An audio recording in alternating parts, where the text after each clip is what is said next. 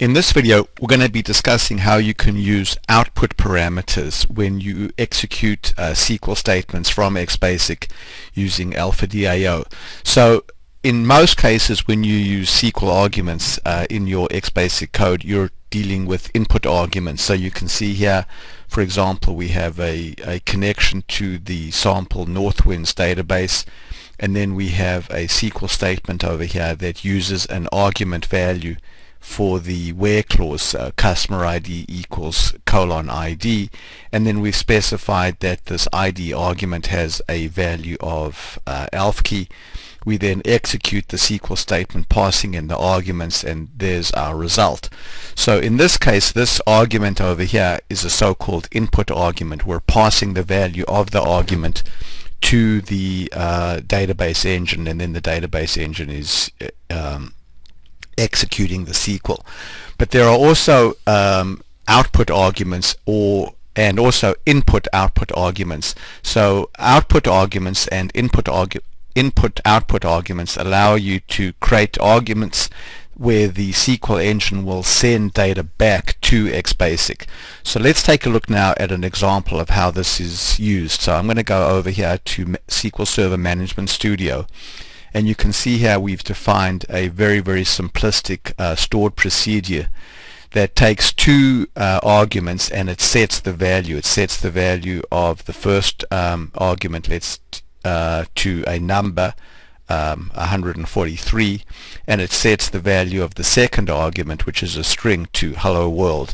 So we're going to go see now how we can call this stored procedure from Xbasic and get the value of these two parameters that the stored procedure set back to the calling code. So I'm going to go back here now, and now I'm going to go and define two new arguments. So I'm going to go here and say args.add, and I'll go here and say input output, and this is going to be a numeric argument, so I'll just give it a default value of 0. And now I need to specify that this is not an input argument, because the default is input argument, but that it's going to be either an output argument or an input output argument. I'm going to choose input output, so I'll go here and type in SQL : argument usage, and then I'm going to go here and type in input output argument, and there we have that over there. Now typing this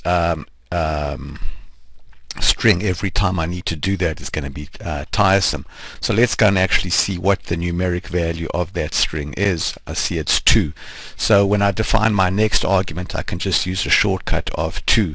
So I'll go here and define a second argument, so args.add, and I'll call this input output 2, and this is going to basically be a string, but we need to create an argument that's big enough to receive the return value. So I'm going to go here and just say replicate of a blank value, say 50 times, and then we want this to be an input output argument, so we'll go over there and say 2.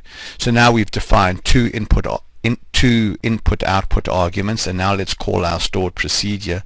So I'm going to go here and say cn.execute exec, and the stored procedure was called output, and then we want to pass in the first argument and the second argument, so input output 2, and then we need to pass in the args. So we go there now and we get a false, so let's go and see what we did wrong. So we'll pause now and pick this up in the next video. So continuing now with our video, let's go and see what our error was. So we'll go here and say cn.callResult.text, and we see that it's telling us that an input argument, an argument value was referenced but not defined. So I can see here that my mistake was that I defined an argument called input out, but I referenced it over there as input output. So let's go here and fix this. Let's go there and put in PUT. So now we've created that argument now, and now let's go and execute this again now, and we can see now we get a success, and now we can go and read the value of those arguments. So we'll go here and say args1.data, and there's my 143, and then args2.data, and there's hello world. So in this case, basically, we were able to read the arguments as soon as we had executed the SQL statement. But there is an important wrinkle that you need to be aware of, and that is that when you call the stored procedure might also return one or more result sets, and before you can read the values of output parameters, you have to read all of the result sets that the stored procedure returns. At least that's true in the case of SQL Server.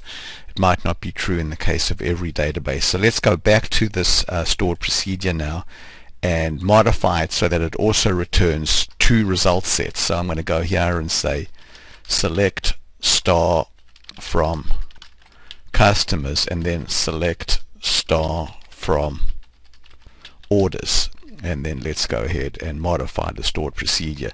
So now we basically have two different result sets being returned by the stored procedure.